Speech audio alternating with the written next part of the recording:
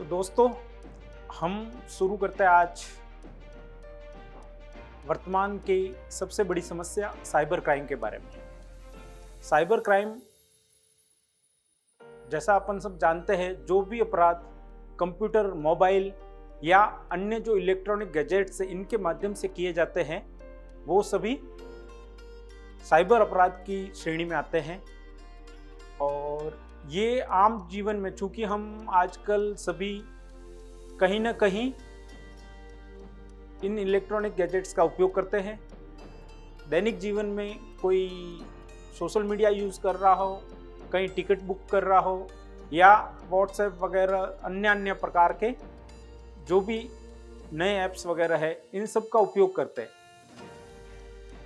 तो हमारे सामने हमेशा की ये दिक्कत रहती है कि कहीं ना कहीं साइबर अपराधियों की जो नज़र है वो हम तक पहुंच जाती है, उनके चुंगल में हम फंस जाते हैं।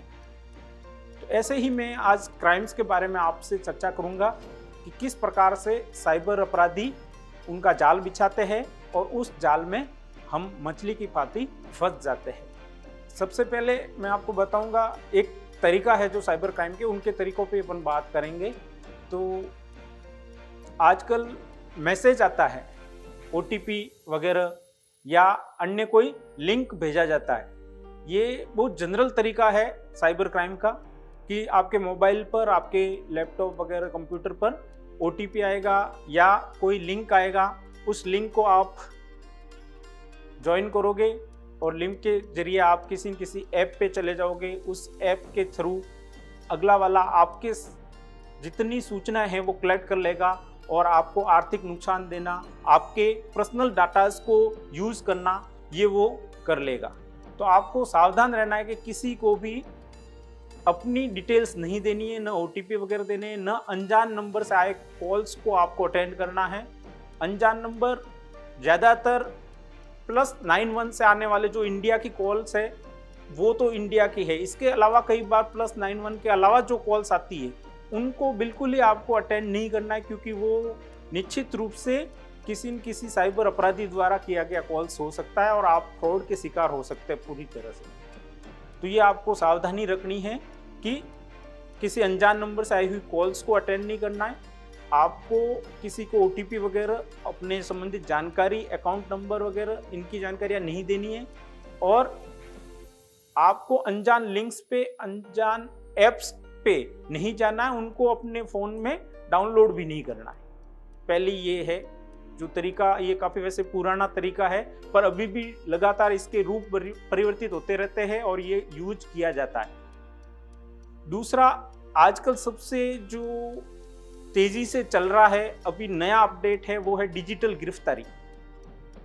डिजिटल गिरफ्तारी में होता ये है कि सामने वाला आपको कोई वीडियो कॉल, फ़ोन कॉल्स करेगा और उस वीडियो कॉल्स के दौरान ही वो आपको बताएगा कि ये आपका नारकोटिक्स का कुछ आइटम, जैसे NDPS के चर्च, गांजा वगैरह, इस तरह का कुछ है कि आपका पार्सल आ रहा था, उसके अंदर ये निकला है। अब आप डिजिटल रूप से गिरफ्तार हो गए और अब आगे आपको प्रोसीड करना। यदि इसमें कुछ आपको की समस्या में नहीं पड़ो, आप गिरफ्तारी से बचना चाहते हो, तो इसके लिए आपको वो बताता है कि आपको पुलिस के पास, ये यहाँ हमारे पास आना पड़ेगा, ये करना पड़ेगा। वो किसी इसी प्रकार के आपको बातें करते हैं डिजिटल गिरफ्तार करके, और तुरंत आपको ये डर बैठा देते हैं अंदर कि आप उस डर के मारे आप उनकी जो इच्छा है, उनकी वांछित जानकारियां है या उनको जो भी चाहिए, जैसे अधिकतर पैसों की डिमांड शुरू हो जाती है और वो पैसा आप उनको दें और वो पैसा तब तक वो मांगते रहेंगे जब तक आप उनको देते रहेंगे। मैं जहां तक समझता हूं, साइबर क्राइम जो है वो डर का बिजनेस है। जितना अपन डरेंगे उनसे, ये डिजिटल गिरफ्तारी उसी का रूप है। अपन जितना उनसे डरेंगे कि हम डिजिटल गिरफ्तार हो गए हैं, ये यदि सोच लिया आपने कि हम तो गिरफ्तार हो गए, जबकि ऐसा पुलिस में कोई प्रोसीजर नहीं है। पुलिस में ऐसा किसी प्रकार का कोई प्रक्रिया भी नहीं है कि आपको डिजिटल रूप से गिरफ्तार किया जाता है। यदि आपको ऐसी कोई समस्या आती है या आपके पास ऐसा फ़ोन कॉल्स आता है कि आपका परिजन, फला व्यक्ति, आपका बेटा, आपका भाई वगैरह कोई भी वो कहीं क्राइम में इन्वॉल्व हुआ है, इस प्रकार का कोई आता है, तो आप सबसे पहले अपने नज़दीकी पुलिस स्टेशन जाएं वहां से वास्तविकता पता करें। दूसरा चीज, आपके जो भी संबंधी है उसको आप फोन करके भी तुरंत पता कर सकते हैं। अपने दिमाग को ब्लॉक नहीं होने दें। आपका यदि दिमाग ब्लॉक हो गया, आपने सोचना बंद कर दिया, तो आपके साथ समस्या हो जाएगी और आप उस डिजिटल गिरफ्तारी के अंदर वो आपसे कुछ भी करवा सकता है। अधिकतर आजकल देखने में आते हैं, एक साउथ की अभी एक मूवी आई थी, उसके अंदर सेम ऐसा ही डिजिटल गिरफ्तारी वाला शो किया था कि एक डॉक्टर्स होती है, उसको डिजिटल रूप से उसको गिरफ्तार कर लिया जाता है कि आप इस स्क्रीन से आउट नहीं होंगे, और जैसा जैसा वो क्रिमिनल कहता है वो वैसा वैसा एक्ट करते रहते हैं आगे। इस प्रकार से अचानक आप उस समय ये बंद हो जाते हैं कि हमें करना क्या है और वास्तविकता में होना क्या चाहिए। तो इस संबंध में आप हमेशा ऐसी चीज में, ऐसा कोई कॉल्स आता है जहां आपको ये कहा जाता है कि अब आप डिजिटल रूप से गिरफ्तार हो, अब आप आगे कुछ नहीं करोगे, स्क्रीन से हटेंगे नहीं वगैरह, इस तरह की बातें की जाती है, तो आप यथासंभव उससे एक बार डिस्कनेक्ट हो जाए।